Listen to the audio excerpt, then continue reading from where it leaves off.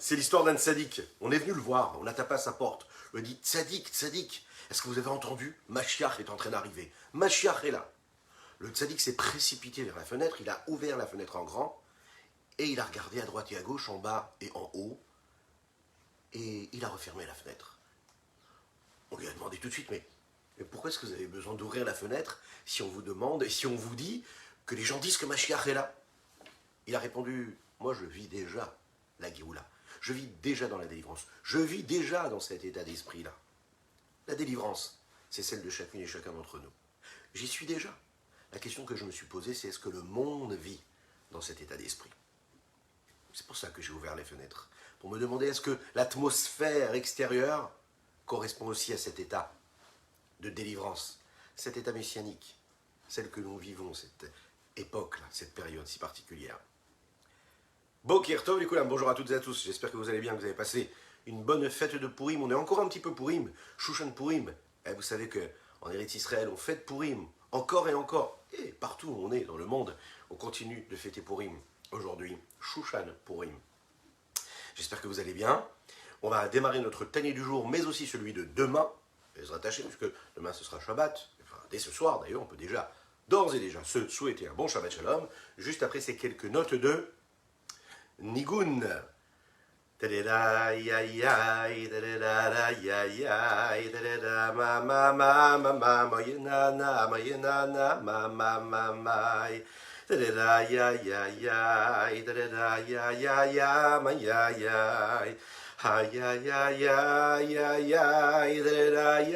ya da ya ya ma ya na na ay ay ay ay da ma ya ya da ma ya ya ya ya da ya ya ma ya ya Ayanana maya ya maya ya ya mayanana maya ya maya ya ya da maya ya ya da ya ya da mama mama mama mama mama mayanana maya ya ya ay ay ay ay da ya ya ya maya ya ya ya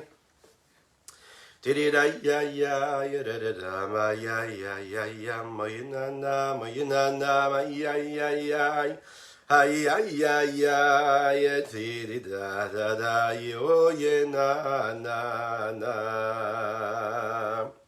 Boker Tov les Koulam, bonjour à toutes et à tous, à ceux qui nous rejoignent. Je vous invite à partager, à liker, commenter cette publication afin que nous soyons encore et toujours plus à étudier cette sainte Torah. Un aperçu de la Torah de Mashiach. Voilà ce qu'est la Chassidoute. Profitez-en, il nous reste encore quelques temps, quelques minutes, quelques heures à vivre. Et nous allons parler de ces 613 forces que nous avons toutes et tous en nous. Ces forces-là, elles sont là et elles nous permettent de nous rapprocher d'Akadosh Baruch Hu. Ces 613 mitzvot qui correspondent aux membres de l'homme, ces 613 mitzvot, ce sont les 248 membres et 365 nerfs et artères que l'homme peut avoir dans son corps. Et ce sont les 613 commandements, 248 positifs et 365 on les dit négatifs, dans le sens où c'est ce qui est plutôt passif, c'est-à-dire ce que l'on ne doit surtout pas faire. Ensemble, nous allons voir ça ensemble. Nous étudions pour la Refoua Shelema de Avraham Nissim Ben Sultan qu'Akadosh Baruch Hu fasse un miracle, et que d'un coup d'un seul, comme ça, comme un clin d'œil, une vraie Géoula, une vraie délivrance arrive, et qu'il puisse se lever, chanter, danser avec nous, Bezrat Hashem. Dites Amen ve Amen, et faites-le dire à vos enfants, c'est important, la prière des enfants. Vous vous souvenez de cette histoire de cet élève qui est parti voir son maître et qui lui a dit « Mon cher maître, je suis prêt à tout. Je veux changer, je veux me transformer. Je veux cesser d'être celui que j'ai été jusqu'à aujourd'hui. » On a raconté cette petite histoire il y a quelques jours. Et il a dit à son maître « Voilà, j'aimerais changer le monde. J'aimerais changer le monde. Le monde ne me plaît pas. » Oui, vous savez, quand on grandit, on a des beaux rêves, de belles utopies. Et c'est positif, c'est important. Il faut les avoir. Ce maître lui dit, il regarde comme ça avec un grand sourire, il lui dit, mais avec plaisir, tu sais ce qu'on va faire? Toi et moi, on va changer le monde. Vous vous souvenez de la réponse? Toi et moi, on va changer le monde. Ce jeune homme lui dit, quoi? Vraiment, moi et vous, on va réussir à changer le monde entier? Et là, le Rav va lui répondre, on va changer ton monde. Nous sommes chacun et chacune d'entre nous un petit monde. D'accord? Et ce petit monde-là, c'est ce qui permettra le changement de ce grand monde dans lequel nous vivons. Pour cela, il y a des étapes. Il y a des étapes qui nous font passer de cet état particulier, privé, cette petite sphère, vers la grande sphère, pour passer du micro au macro. Oui. Alors, on a développé ensemble quel était le but de chacune et chacun d'entre nous dans ce monde-là. Dire à Bet Artonim, comment est-ce que ça se matérialise? Ça se concrétise quand on est capable de vivre chacune et chacun notre délivrance personnelle. À chaque fois qu'on va utiliser un élément physique qui a été créé par Dieu, et qu'on va le sanctifier, qu'on va le sublimer, un aliment, une boisson, une mitzvah, un objet, et on va l'utiliser pour la mitzvah, pour faire ce qu'Akadosh Baruch Hu nous demande, eh bien on est en train de l'élever. Mais pour cela, il y a 3 niveaux. Il y a le corps qui accomplit la mitzvah, il y a l'élément qu'on est en train de consommer, si c'est de la nourriture ou l'objet, qui nous permet d'évoluer et de se concentrer sur cela, savoir cette connexion à Dieu.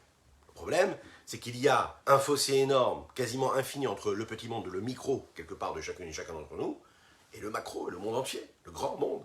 Premièrement, on est chacun tout petit, on n'a vraiment pas l'impression, quand on se lève le matin, de se dire vraiment j'ai le monde entier que je porte sur les épaules. Hein, ça met trop de pression, mais en réalité c'est ça. Et deuxièmement, même par rapport à ce que nous faisons, on sait qu'un petit geste que nous faisons, c'est quoi? C'est une petite partie de notre petit monde.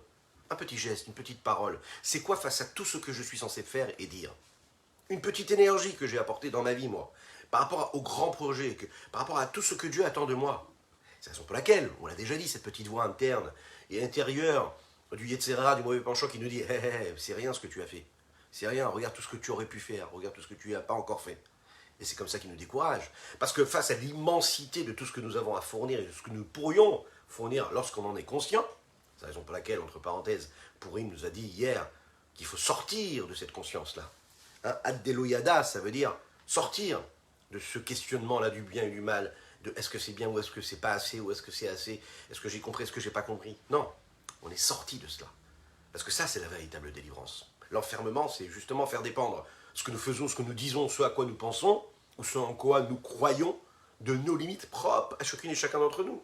Et dès l'instant où on comprend qu'en réalité, on n'est rien du tout, et qu'on doit juste plonger dans le bain du divin, plonger dans le bain d'Akadosh Baruch Hu, de cet infini du Saint béni soit-il, il n'y a plus de problème. Même un petit geste, c'est extraordinaire. Donc le problème, il est que par rapport à tout ce qu'on a à faire déjà personnellement, on se dit, un petit geste, qu'est-ce que c'est? Une petite mitzvah, qu'est-ce que c'est? Si je fais mieux Shabbat, qu'est-ce que c'est? C'est rien. Et par rapport au macro, par rapport au monde entier, par rapport à tout ce que le monde a besoin de faire pour arriver à cette état de délivrance, pour sortir de tout ce négatif qu'il y a ici-bas sur Terre, on se dit, c'est rien du tout. Qu'est-ce que j'ai apporté cette petite lumière face à l'immensité, à l'opacité de cette obscurité qu'il y a dans le monde? On se dit, on n'est rien. La question qui se pose ici, c'est quoi? C'est comment un petit geste, de chacun d'entre nous peut nous permettre à vivre une véritable délivrance. Comment est-ce qu'on y arrive? Il y a 4 étapes pour arriver à cela. Et c'est une stratégie qui nous a été donnée par Dieu. Et c'est une stratégie, comme son nom l'indique, bien ordonnée. C'est pas que nous avons un objectif et un challenge qui est bien clair et qui a bien été décrit. C'est pas seulement qu'il y a des actions précises et particulières qui nous permettent d'atteindre ces objectifs. En fait, il y a tout un processus qui a été mis en route. Il y a, comme dans toute création, construction, élaboration, différentes étapes à franchir. Et chaque petite étape nous permet d'arriver et d'atteindre notre objectif. Les 4 étapes qui nous permettent d'arriver à la délivrance sont ceci. La Géoula, la délivrance, on l'a dit, c'est quoi la délivrance? Eh bien, c'est dire à Bet Artonim, c'est de faire de ce monde-là, ici-bas, une demeure pour Dieu, pour l'infini du Saint béni soit-il. Chaque petite mitzvah que nous faisons, aussi petite qu'elle puisse être, et aussi insignifiante qu'elle puisse être à nos yeux, crée la première étape, crée cette étape-là. Elle est cette mise en route-là, vers cette délivrance. À cet instant précis, la mitzvah, celle qui est en réalité la mitzvah, la volonté de Dieu, quand on accomplit cette mitzvah-là, on est en train de dévoiler un pan de la divinité ici-bas, parce que grâce à cette mitzvah-là, on est en train de sanctifier non seulement l'objet ou l'élément avec lequel nous avons un contact, mais également le membre qui est en train d'être mis en mouvement, qui permet cet acte-là. On sanctifie donc le corps et les membres et le corps du corps qui est en train d'agir, de faire telle ou telle chose. Donc, on a déjà la première étape. même si c'est un petit geste, mais à ce moment-là, tu as déjà créé, on est dans une mise en condition de sanctification et d'élévation. Ce qui amène à la deuxième étape. Deuxième étape, c'est la délivrance de l'homme. Ça ne suffit pas de faire une seule mitzvah. Ce n'est pas une seule mitzvah qui sanctifie, qui libère complètement tout ce que nous sommes, mais ça met en route, quelque part, une forme de délivrance, de libération de notre propre personnalité. On sait, on est très compliqué. On sait qu'on est constitué de tellement de choses, intérieurement, dans notre psychologie, dans notre trait de caractère, dans nos émotions, dans notre façon de parler, de penser, de juger, de subir parfois les injustices de l'existence, le regard que nous avons sur ce que nous vivons nous-mêmes, l'appréciation personnelle que nous avons de nous-mêmes, de nos proches, le jugement personnel ou envers les autres. C'est tellement compliqué, la psychologie d'un homme. C'est tellement fait de petits détails, de nuances. Lorsque la personnalité de l'homme, elle, est influencée par un petit geste, un petit acte comme ça, qui lui permet une forme de sanctification et d'élévation, il arrive en fait à une situation où il se délivre. Lui-même, il sort de cet exil. On lui a donné donc les outils pour se libérer de ses chaînes personnelles. Lorsqu'un homme accomplit les 613 mitzvot, de telle façon à ce que tous les pans de sa personnalité, qui sont gérés en réalité, qui sont représentés par tous les membres de son corps, les 613 membres de son corps, et qu'à chaque fois qu'un de ces membres-là, qui symboliquement est représenté par telle ou telle mitzvah, par les 613 mitzvot de Dieu, qui sont la volonté de Dieu. Donc, qui dit volonté de Dieu dit délivrance infinie. Donc à chaque fois que j'utilise un de mes membres de mon corps, qui symboliquement représente une mitzvah, donc je libère une forme de divinité et d'infini par l'intermédiaire de cette mitzvah que je suis en train d'accomplir. Et donc de cette façon-là, physiquement, je libère mon corps. Et à chaque fois que je libère, je coupe une petite chaîne. Et je sors de cet enfermement corporel, physique et matériel. C'est comme ça que j'arrive en fait, en réalité, à cette Géoula, à cette délivrance. Lorsqu'un homme accomplit toutes les mitzvot, alors à ce moment-là, sa personnalité, son existence même ici matérielle et spirituelle, passe de l'état d'exil à un état de délivrance. Je deviens en réalité juste un outil, le moyen de transmission de la divinité ici-bas sur terre.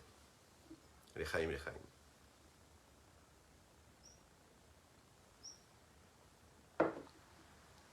Passons donc à la deuxième étape. La deuxième étape, c'est quand je réussis, qui est en fait la troisième, c'est quand je réussis à libérer l'homme, je vais libérer et délivrer le peuple tout entier. Puisque la seule chose qui nous différencie, chacune et chacun d'entre nous, dans ce peuple juif, c'est nos corps. Puisque nos âmes sont toutes frères et sœurs. Les âmes sont toutes des petites particules qui proviennent de cette même neshama-là, de cette âme-là qui nous relie à Dieu, à Kadosh Baruch Hu. La seule chose qui nous différencie, c'est nos corps. C'est nos corps. Et donc nos corps, ça veut dire nos attentes. Et nos attentes, c'est nos manques. Et donc nos frustrations. Et donc nos jalousies, nos peines, nos soucis, nos tracas, etc., etc. Mais si on enlève les corps, il reste que l'âme. Et donc que l'âme, c'est donc quoi? On est tous frères. Et à ce moment-là, on est tous attachés à Kadosh Baruch Hu. Donc dès l'instant où je libère un élément de mon âme, un élément donc de mon corps, parce que j'ai fait telle ou telle mitzvah, je ne suis pas seulement libéré moi-même, j'ai libéré les autres aussi. Cette troisième étape, elle quoi? Elle est représentée par l'histoire que nous avons racontée de ce maître-là qui se dirige vers la fenêtre et qui ouvre la fenêtre pour voir si vraiment la Géoula est arrivée dans le monde. Lui, le travail, il le fait, c'est un tzaddik. Il agit toujours comme il faut. Il parle comme il faut, il pense comme il faut. Il ressent comme il faut. Donc pour lui, il est déjà dans cette délivrance. Mais de temps en temps, il a besoin d'ouvrir la fenêtre pour se demander, est-ce que vraiment vous avez perçu le message? Est-ce que vous aussi, vous vivez dans cette délivrance? Il faut savoir que le Ham Israël, lui, c'est ce qu'on appelle une seule et même personne. Bon, une seule et même personne? Oui. Mais qui se disperse en 600 000 neshamot, 600 000 âmes de base fondamentale, qui, elles, permettent de donner et de faire exister chacune de nos âmes, qui sont des petites parcelles de ces âmes-là globales. Et comme les membres du corps, il faut savoir que chaque membre représente une énergie possible, une force nécessaire pour le corps, mais il faut savoir que chaque âme représente une forme d'énergie, et de présence divine ici-bas sur terre. Ce qui fera que chaque neshama de chacune et chacun d'entre nous aura une fonction et une mission ici-bas sur terre. C'est la raison pour laquelle vous savez que les Kohanim ont une fonction très particulière dans le peuple juif. C'est ce qu'on appelle en français les prêtres. C'est ceux qui représentaient le Ham Israël, le peuple juif à l'époque du Beth Amikdash. C'est ceux qui nous bénissent même en ces temps-là d'exil. Notre but à nous en tant que peuple qui a été choisi par Akadosh Baruch Hu, par Dieu, c'est de représenter Akadosh Baruch Hu, ce peuple saint. C'est la raison pour laquelle il est dit Vatem tiyoli mamlechet kohanim et goy kadosh. On doit tous se sentir responsables de devenir ces êtres-là si particuliers qui sommes les kohanim. Lechaim. Alors dès l'instant on a fait la première étape, c'est-à-dire qu'on a agi en faisant une mitzvah et qu'on a libéré en réalité toutes les dimensions de notre corps. On a fait la première étape, c'est déjà une mitzvah. Okay, la deuxième étape, c'est les 613. De cette façon-là, on a élevé et sanctifié et transformé nos 613 énergies à travers les 613 membres du corps. On atteint la Géoula du monde, la délivrance du monde, troisième étape. Ce qui nous amène, la Géoula du peuple, c'est-à-dire la délivrance du peuple. Quatrième étape, c'est la délivrance du monde, de l'humanité tout entière. Ouais. Transformation de tous. Il faut ouvrir cette fenêtre, mais l'ouvrir comme il faut. Il ne faut pas se suffire de cette petite ouverture. Il faut l'agrandir. Il faut bien faire attention de savoir ce qui se passe dans le monde entier. Il faut influencer également toutes les nations du monde. Il faut influencer, on dit même dans les textes, que même toutes les créatures vont vivre d'une certaine façon, comme on l'a déjà dit. Vegar et Evim Kehes, le loup et l'oigneau, boiront dans la même eau. C'est-à-dire que même toutes les autres créatures, que ce soit le minéral, le végétal, l'animal, et donc l'homme globalement, toutes les nations du monde vivront quelque chose de nouveau. Toutes les nations du monde. Et ça, c'est la quatrième étape. Quand le monde entier est délivré. La conclusion extraordinaire, elle est quoi ici? C'est que, en réalité, la Géoula, ce vœu pieux, la délivrance, un jour, ça arrivera. Ou comme parfois on peut entendre, mais oui, bon, Mashiach arrive, oui, bien sûr, il arrivera, la délivrance, oui, on a toujours prié, mais on va continuer à faire ce qu'on a à faire ici, c'est déjà bien d'aller faire la tefila, la prière du matin. C'est pas du tout comme ça qu'il faut voir les choses. La Chassidoute vient nous dire, et précisément, particulièrement le rabbi de Lubavitch, le rabbi actuel, qu'est-ce qu'il nous a dit? Que la Géoula, c'est pas quelque chose de grandiose. La délivrance, c'est pas quelque chose d'énorme, de loin de nous. C'est quelque chose qui est tout près de nous. Ça fait partie de nos capacités, de nos possibilités. Chaque action que nous faisons, on doit la vivre avec cet état d'esprit, de vivre la délivrance, de respirer la délivrance. Ouvrez les yeux, Mashiach arrive, le rabbi nous disait. Qu'est-ce que ça veut dire? Ça veut dire que, comment tu respires? C'est quoi ton oxygène? Est-ce que tu es dans cet état d'urgence, de prise de conscience, de délivrance, ou est-ce que tu vis ta petite vie de manière tranquille et sereine, comme ça, en pensant à la délivrance, comme un vœu pieux? Ou est-ce que chaque fois que tu fais une mitzvah, tu te dis, je suis en train de libérer Dieu, je suis en train de libérer une énergie divine, je suis en train de sanctifier ce monde-là, j'apporte de la lumière dans mon corps, donc dans le peuple, donc dans le monde, donc je fais venir Mashiach. Mashiach, c'est pas quelque chose qui est loin de nous, quelque chose qui est très très proche de nous. À chaque fois que je fais un acte bienveillant, eh bien à ce moment-là, je sanctifie l'existence même de ce monde-là. Dans les mots, ces 4 étapes-là qui sont ici décrites par le Rabbi Shimon Zalman nous permettent de voir un petit peu plus clair sur ce que notre mission est, ce que Dieu attend de nous. Lechaim.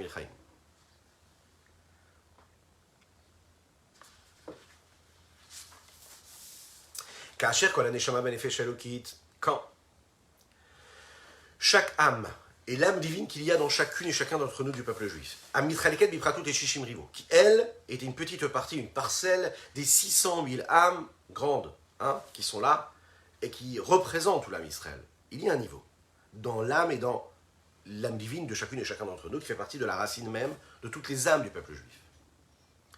Cette nefesh, cette âme globale de tout le peuple juif, en réalité, qui représente ces 600 000 petites parties, elles sont la base. Alors la question qu'on se pose, oui, c'est mais a priori on a quand même l'impression d'être un petit peu plus que 600 000 à travers l'histoire du peuple juif. En effet.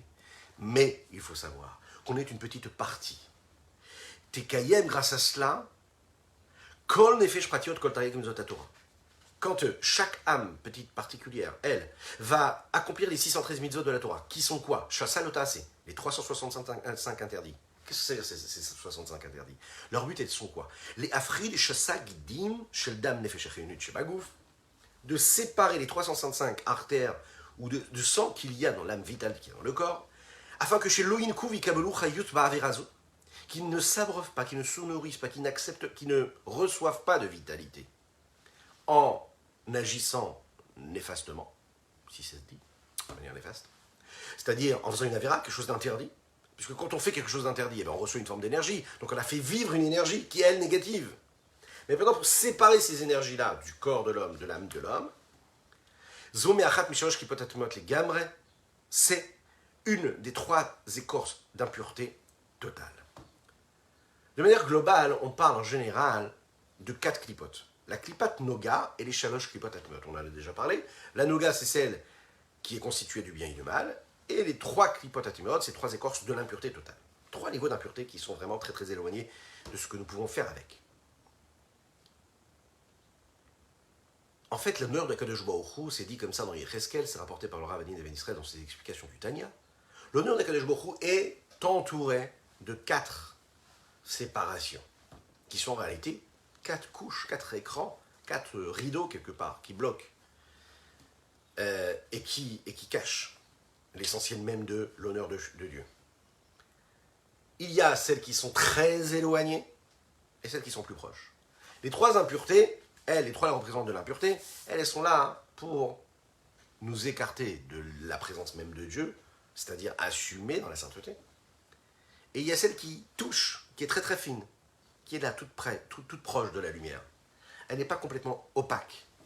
En fait, chaque écorce, même si elle est là comme ayant pour fonction une forme d'opacité, d'étanchéité, même si c'est la plus impure, elle a quelque part en elle une forme de sens et de but à accomplir. D'une certaine façon, c'est un point de vitalité, c'est un point de gdusha, de sainteté. Et on va comprendre tout de suite ce que ça veut dire. Parce que ça veut vraiment bien dire que dans cette impureté, il y a quand même une forme de gdusha, de sainteté. On l'a déjà développé ensemble. On s'était rendu compte que dans tout, il y avait de la sainteté, parce que dans tout, il y a de la vitalité divine. Même dans ce qui nous paraît à nous impur, il faut qu'il y ait quand même quelque chose, il faut qu'il y ait quand même une vitalité divine. Et pour qu'elle puisse être divine, ça veut dire qu'elle est sainte, donc automatiquement, il y a quelque chose de saint dans l'impureté. Mais nous, on ne doit pas y toucher, parce qu'on ne peut pas. C'est un petit peu comme cette écorce-là pour le fruit. Elle n'est là que pour elle-même. Dans cette clipate noga, dans cette écorce de noga, le point il est que ce point-là de sainteté est un petit peu plus dévoilé que dans l'impureté. C'est la raison pour laquelle on a la possibilité de toucher à cette écorce-là, d'avoir un lien, un rapport, un contact avec elle, et donc de la sanctifier, de l'élever. Mais dans les écorces de l'impureté, dans lesquelles ce point-là est très caché, très voilé, et qu'il n'éclaire pas du tout, à tel point qu'on n'a même pas la possibilité de la trouver, et donc de la transformer, et donc de l'élever vers la sainteté.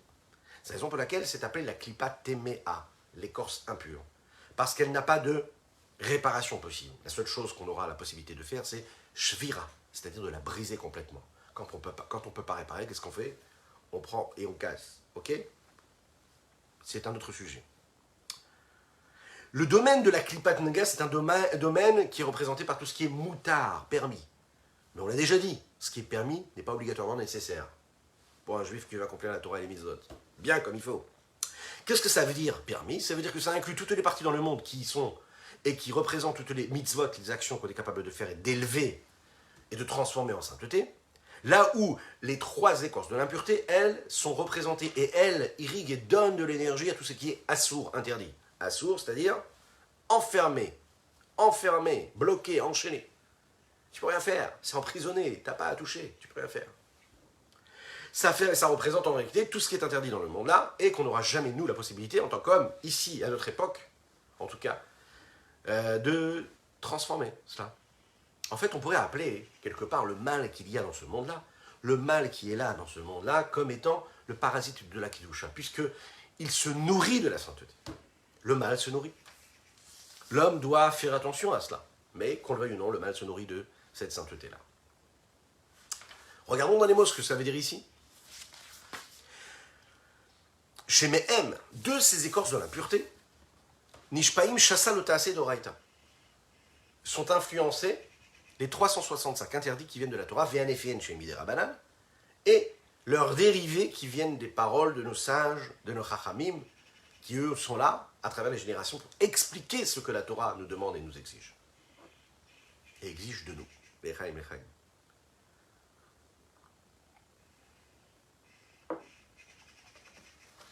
Regardons un petit peu plus qu'est-ce qu'on attend de nous à travers ces 365 interdits.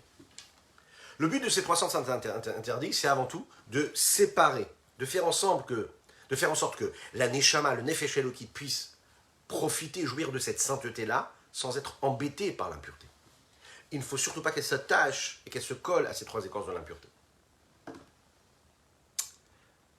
Comment est-ce qu'on peut réussir à se garder de cela?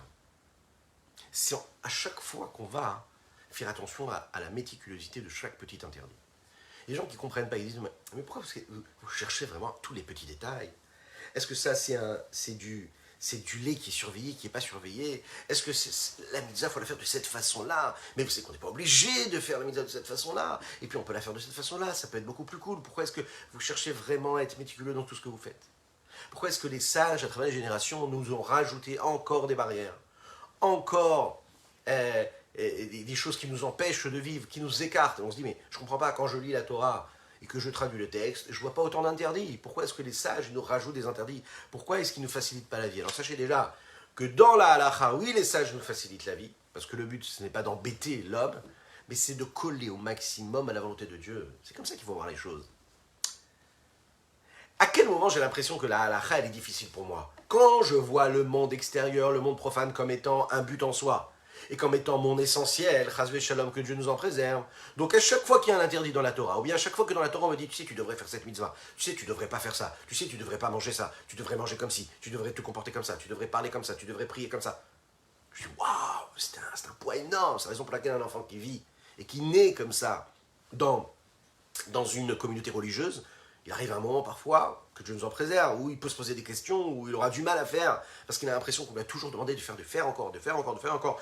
Et lui, il se dit, non mais le monde extérieur, c'est la vie, entre guillemets, et puis là, ce qu'on me demande, c'est à chaque fois des interdits, et encore des contraintes. Chas v'shalom, c'est pas du tout ça l'histoire. La Torah, elle n'est pas là pour te donner des interdits, pour t'embêter. Parce que le vrai monde, c'est pas le monde profane, le vrai monde, c'est ton monde juif. Et la Torah et la méticulosité qu'on demande, et les exigences qu'il y a dans la pratique de la Torah et des mitzvot, ça n'est justement que pour une seule chose, pour t'aider au maximum de coller et à coller au maximum à quoi? À ton but, à l'existence que tu es censé avoir. Dans ton vrai monde, pas dans le monde profane.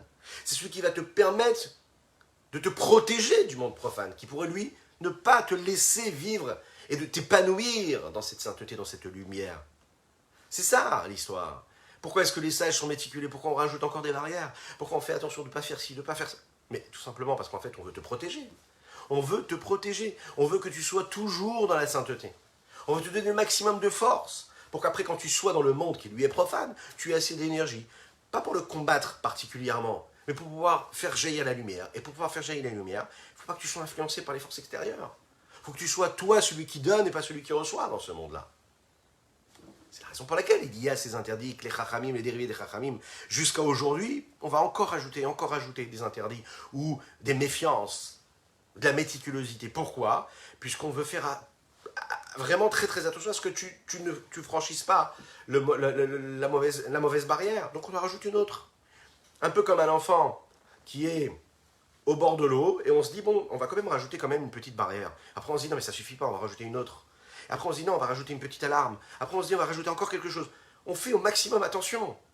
Et puis mieux que cela, à un moment, on va le prendre comme ça, on va lui expliquer. Et plus il va grandir, on va lui expliquer, on va trouver tous les stratagèmes psychologiques pour lui faire comprendre qu'est-ce qui est dangereux et qu'est-ce qui ne l'est pas. La Torah, c'est pareil.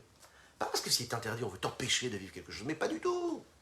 C'est juste pour que tu puisses vivre beaucoup plus épanoui, et que tu vives sans être dérangé, et que tu ne nourrisses pas, et que tu ne génères pas d'énergie et de force négative et contraire à celle qui est quoi? Celle de diffuser ici-bas sur terre l'infini du Saint béni soit-il, et d'accomplir sa volonté afin de faire de ce monde-là un monde meilleur, tout simplement. Feshuv, l'autochal des feshachinut la halot el Hashem. Parce que si on se lève vraiment tombé malheureusement par ces forces impures, on ne pourra jamais élever cette âme vitale, c'est-à-dire cette âme vitale qui nous donne l'énergie de bouger, de vibrer, de ressentir, de penser. Qu'est-ce qui se passera avec? elle tombera où ça? Dans les écorces de l'impureté. Pourquoi? Si la barrière n'a pas été mise comme il faut, alors on va tomber dans l'impureté la plus totale.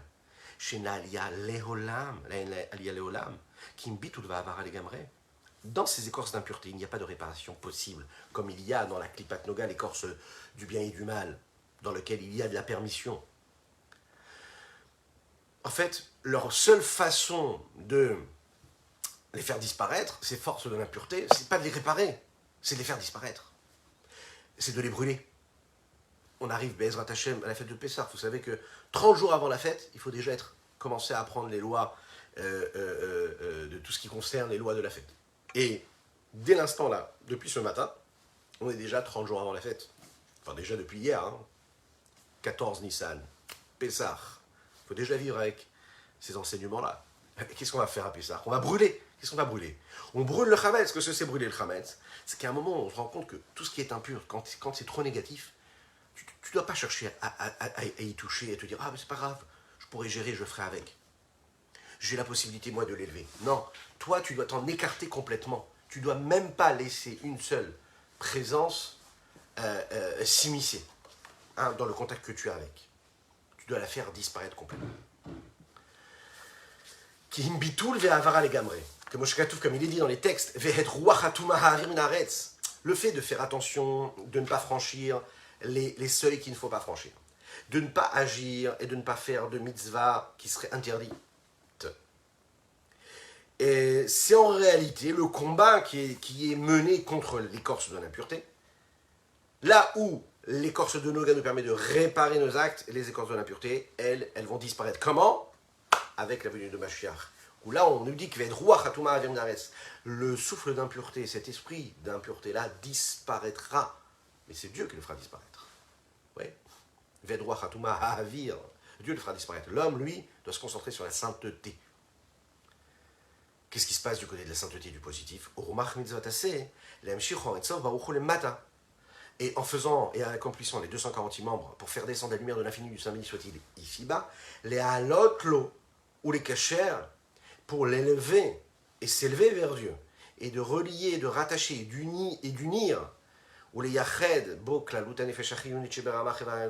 en faisant, et en élevant, et en transformant, et en sanctifiant la globalité même qu'il peut y avoir dans cette âme vitale qui se trouve dans les 248 membres du corps, afin qu'ils s'unissent à Dieu, dans cette unicité totale, véritable, pour qu'ils soient unis avec Dieu, uniquement avec Dieu. Comme la volonté de Dieu a été de faire de ce monde-là une demeure pour Dieu ici-bas. Et ils deviennent ici, là, les Tartonim, c'est-à-dire le monde dans lequel nous vivons, un endroit qui est tellement soumis, qui est comme ce char-là, qui est soumis au bon vouloir de celui qui le chevauche et qui le dirige, qui le conduit. Il n'a aucune volonté. C'est le cocher qui décide qu'il faut aller à droite. On va à droite, il faut aller à gauche. On va à gauche, il n'a pas de volonté propre. On doit être ça en réalité. Un peu comme nos Avot, comme il va le dire tout de suite, les patriarches ont été Avraham, Yitzhak et Yaakov. Qu'est-ce qu'ils ont été? Les Merkava. Merkava, c'est-à-dire ce char-là pour la divinité. Le but de ce monde-là et de tous les mondes, c'est quoi? C'est de faire de ces mondes-là des mondes qui soient des réceptacles, des endroits où Akadosh Baruch Hu va pouvoir résider, où Dieu va pouvoir faire sa maison. De la même manière qu'un homme, quand il est chez lui à la maison, eh bien, il est un petit peu plus tranquille, il n'est pas dans une posture, il n'est pas en représentation. Il est lui-même. Dieu doit se sentir ici tranquille, serein. Et pour qu'il puisse se sentir serein, nous, la seule chose qu'on a à faire, c'est de rajouter de la vitalité divine. C'est de dévoiler sa présence qui est déjà là en réalité, qui est cachée par tout ce qui est contraire à sa volonté. Étant donné que l'existence même de ces mondes-là, de ce monde-là, ne peut se vivre que comme les Havot, nos patriarches Abraham, Yitzhak et Yaakov l'ont vécu, à savoir en étant une Merkava, soumis complètement, ça veut dire que ça reste un lieu qui est là uniquement pour Dieu et pas pour une autre force. La seule volonté, c'est de faire en sorte qu'il y ait une bienveillance divine dans ce monde-là. Ça veut dire que chaque âme de chacune et chacun d'entre nous, chaque vêtement de chaque âme, c'est-à-dire tous les moyens d'expression que nous avons toutes et tous à notre disposition pour justement vivre cette connexion à Dieu, que ce soit utiliser, écoutez bien ça, tous les potentiels émotionnels, intellectuels, tout ce que nous avons à notre portée, tous nos moyens physiques, tous nos moyens financiers, tout ce que nous avons dans nos vies, nos capacités, nos potentiels, nos énergies, nos forces, à travers ces 613 forces, ces 613 commandements, ont la possibilité de devenir uniquement, qui soient uniquement utilisés pour Akadosh Baruch Hu, pour Dieu. Pour le dévoilement de Dieu. Alors bien sûr, vous allez me dire, mais on n'est pas du tout au niveau de Abraham, Yitzhak et Yaakov. On n'est pas au niveau de nos patriarches. Qui sommes-nous? Alors, il faut savoir quand même. Chacun a la possibilité, depuis que la Torah nous a été donnée, de dévoiler cette petite partie que nous avons chacun d'entre nous, en nous, dès l'instant où on a reçu cette force-là, quand on a reçu la Torah. Quand on fait pas les choses par hasard, parce qu'on sait que chaque fois qu'on fait quelque chose, chaque acte, chaque geste, c'est un moment où on dévoile Dieu ici-bas sur terre, on est comme les patriarches. On devient ce véhicule qui est complètement soumis à la présence de Dieu. On perd complètement notre forme d'indépendance, d'égocentrisme, de narcissisme, d'égoïsme. À chaque fois que l'homme, petit à petit, dans un petit geste, tous les jours, à chaque instant qu'il le peut, il se laisse transformer comme ça, en ce véhicule, ce moyen de transmission et de passe. Il devient le passeur de cette énergie divine à travers ces 613 forces et les 613 mitzvot. Et vous savez ce qui se passe? Ces petits gestes-là, à chaque fois, il est en train de transformer le monde. À chaque fois, il permet de transformer son monde et que ce monde-là soit ce grand véhicule comme les patriarches en ont fait. C'est-à-dire un char pour Dieu. L'Echaim, l'Echaim.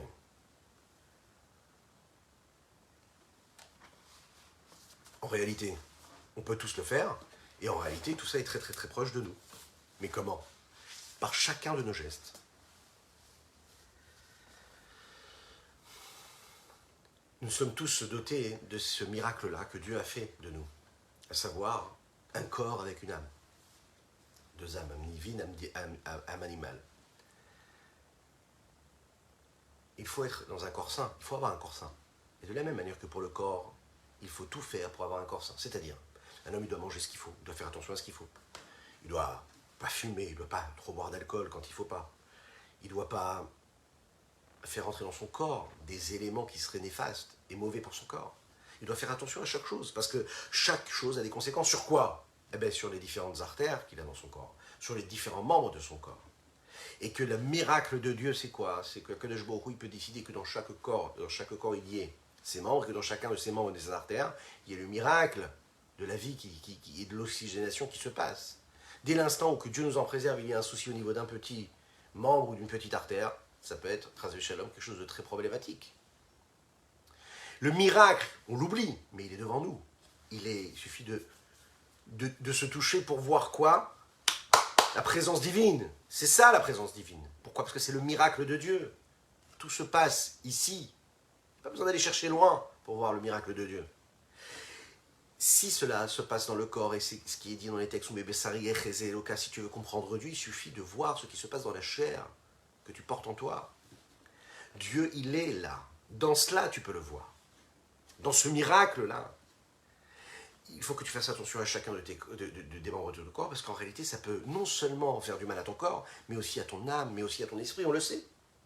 Ça peut avoir des conséquences même psychologiques. Quand il y a un des membres du corps qui ne va pas comme il faut, psychologiquement, on peut être atteint, émotionnellement, on peut être atteint aussi. Touché par cela. En fait, chacun touche les autres membres du corps. Parfois, tous les membres du corps sont en bonne santé, Baruch Hashem, et qu'est-ce qui va se passer? À l'intérieur de notre âme, il y a quelque chose qui ne va pas.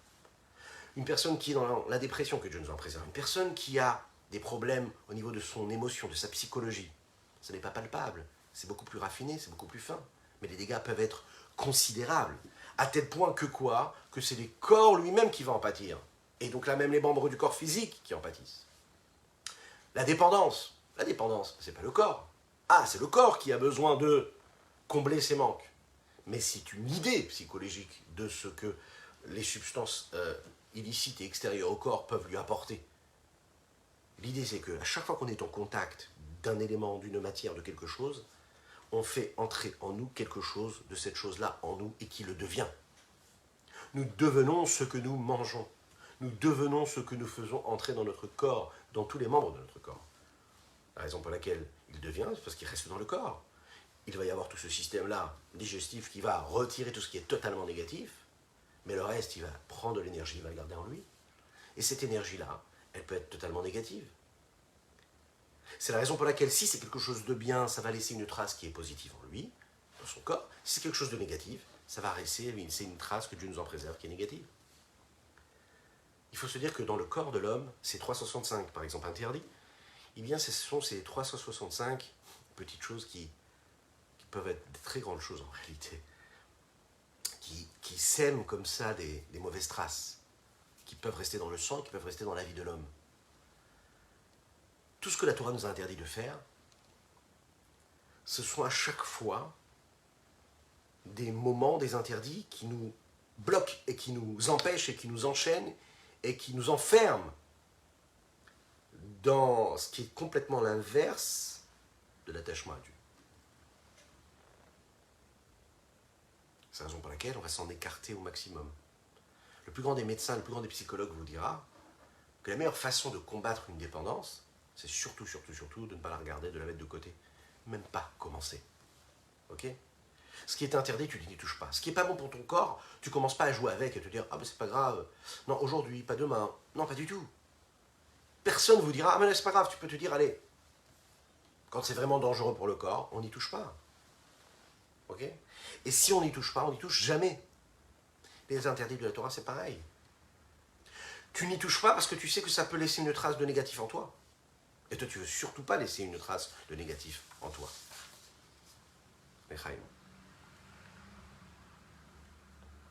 D'un autre côté, au Hachem, le positif, c'est que les 248 mitzvot positifs qui nous permettent d'amener la lumière de Dieu et de l'infini ici-bas, c'est que de la même façon que le négatif, ça se passe comme ça, mais du côté positif, c'est aussi comme ça. Chaque fois que je fais une mitzvah qui, elle, est reliée avec un membre du corps, je suis en train de rapporter de la guérison à mon corps et de la bénédiction à mon corps. À chaque fois que je fais une mitzvah avec mon corps, je prends mes pieds et je vais à la synagogue pour prier, ou je vais faire une mitzvah, et je vais marcher pour faire une mitzvah, ou bien je vais utiliser les énergies que Dieu m'a données pour dire des mots de Torah, pour dire des mots de défila, pour les sanctifier. Et à ce moment-là, ces membres de ce corps-là, je les ai élevés, je les ai transformés. Le Harizal, le Rabbi Yitzhak Luria, il nous dit comme ça, que chacune des 600 000 âmes a besoin, elle, d'accomplir les 613 mitzvot, ces 613 forces qui nous ont été données. Le problème, c'est qu'on n'a pas tous les possibilités, chacun dans notre vie, et ces 600 000 âmes, d'accomplir les 613 mitzvot. On n'a pas été confronté à cela. Il y a des mitzvot, par exemple, qui doivent être accomplis par le Kohen, ok ? Il y a des mitzvot qui doivent être accomplis précisément par la femme et pas par l'homme. Il y a des mitzvot qui doivent être accomplis par qui ? Par le roi. Et quand on n'a pas de roi, elles ne sont pas accomplies. Pas tout le monde peut les faire. Et il y a des mitzvot qui dépendent, par exemple, de circonstances extérieures à notre propre volonté, indépendant de notre volonté. Shiloh Haken, quand je veux prendre le petit oiseau, je dois renvoyer la maman. Il ne faut pas faire souffrir la maman. J'attends qu'elle s'en aille et après je prends le petit oisillon. Ben, on n'est pas confronté tous les jours à cela. Ouais. Alors, donc c'est des mitzvot qu'on ne peut pas toujours accomplir. Et il y a aussi le problème très simple qui est que pas tout le monde choisit et accomplit les mitzvot comme il faut et quand il faut au bon moment. C'est la raison pour laquelle il est dit comme ça, que chaque âme du peuple juif a besoin de vivre ce qu'on appelle une réincarnation, et des fois plusieurs réincarnations, pour être sûr d'avoir accompli les 613 mitzvot. Que ce soit dans la parole, que ce soit dans l'action, que ce soit même dans la pensée. Et de la même manière que nous avons pour mission de sanctifier chacun des membres de notre corps par l'intermédiaire des mitzvot, donc, il faut bien comprendre ici que de la même manière, toutes les âmes du peuple juif sont censées sanctifier et se sanctifier à travers les 613 mitzvot. Quand chacune des âmes du peuple juif va permettre cet accomplissement des 613 mitzvot, que ce soit pendant sa vie actuelle ou à travers les réincarnations de toute son existence, ou de ses existences globales, et d'arriver à cette forme de Géoula, de délivrance personnelle, alors à ce moment-là, cette sainteté-là va s'associer à une autre sainteté, et toutes ces énergies de sainteté et de pureté s'associent tout ensemble, et là on arrive à atteindre un niveau qui est phénoménal, on arrive à cette étape qui est la délivrance et la libération du peuple entier. Et cette situation-là nous amène à l'étape suivante qui est la délivrance du monde entier, qui était la 4e étape. À travers chaque étape de la venue du Mashiach, on peut voir l'expression de ces étapes-là qu'on vient de décrire. Que ce soit quand, par exemple, le Melech HaMashiach, le roi Mashiach arrive. Que ce soit ensuite quand il y a Kibbutz Galouyot, c'est-à-dire le rassemblement des exilés. Ce sont différentes étapes qui sont décrites par nos grands maîtres à travers l'histoire du peuple juif, qui décrivent le processus de libération, de délivrance du monde. La venue du Mashiach, ensuite le rassemblement des exilés, ensuite le jour où on va nommer le roi ainsi que le Sanhédrin, jusqu'au moment où Veshachanti Betocham, le moment où Dieu va résider parmi nous réellement.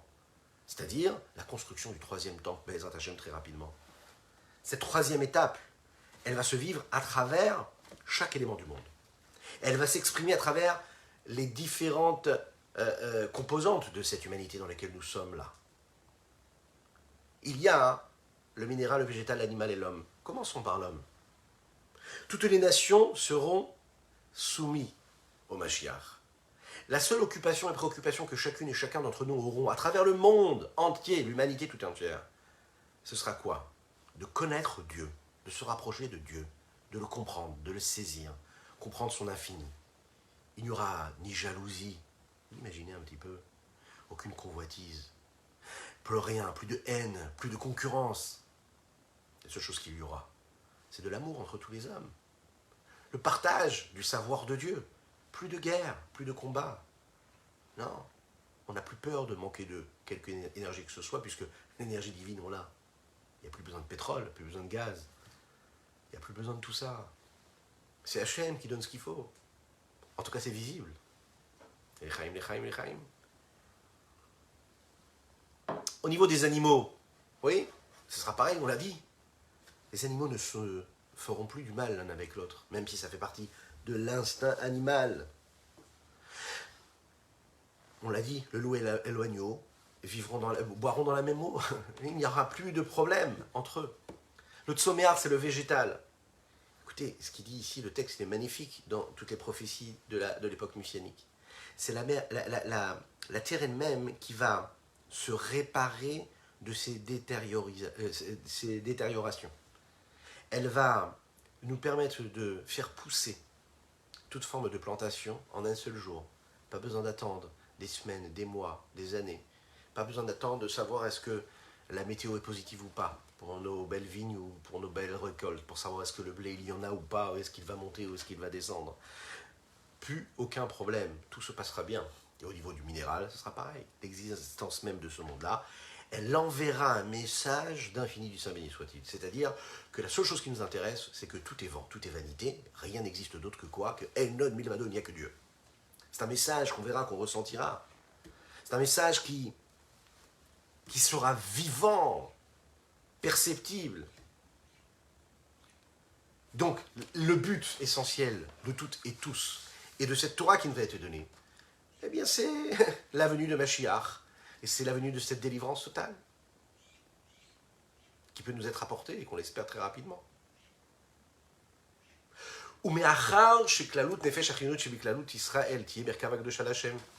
Et puisque réellement c'est ce qui va se passer, que la globalité de l'âme vitale, elle qui représente tout ce âme Israël, ce peuple juif là, elle deviendra ce char qui sera là, ce char là, pour représenter la sainteté de Dieu. Alors la vitalité globale de tout ce monde là, Shiklipat Noga Arshav, qui elle est considérée comme une écorce de Noga. Pourquoi? Parce qu'elle est constituée du bien et du mal. Il y a des choses qui sont permises dans ce monde là. Mais il y a le bien et il y a le mal, et il faut choisir le bien et transformer le mal, qui nous est permis, attention, dans cette Noga, pas le mal interdit complètement. Mais qu'est-ce qui va se passer? Elle va sortir quand il y aura Mashiach. Quand il y aura cette délivrance pour le peuple et donc pour le monde et l'humanité tout entière, elle fera sortir, elle sortira, elle sera extirpée de cette impureté-là. Et elle va s'élever et se transformer en Gdusha, pour devenir ce char-là pour Dieu, quand il y aura ce dévoilement de Dieu, ce dévoilement de son honneur. Comme il est dit dans Yishaïa, toute chair ensemble pourra constater et percevoir et saisir la présence de Dieu. Et Dieu va se révéler à nous avec sa splendeur et sa puissance et sa force. Comme il est dit dans le Chumash Bamidbar, l'honneur d'Hachem remplira toute la terre. Le peuple juif pourra voir cela, les yeux dans les yeux, comme au nom de la Torah. Dirtiv, comme il est dit au moment du don de la Torah, Ata oreta la da'at, qui a chez moi Elohim enon milvado. Ata oreta la da'at. Qu'est-ce que ça veut dire oreta la da'at?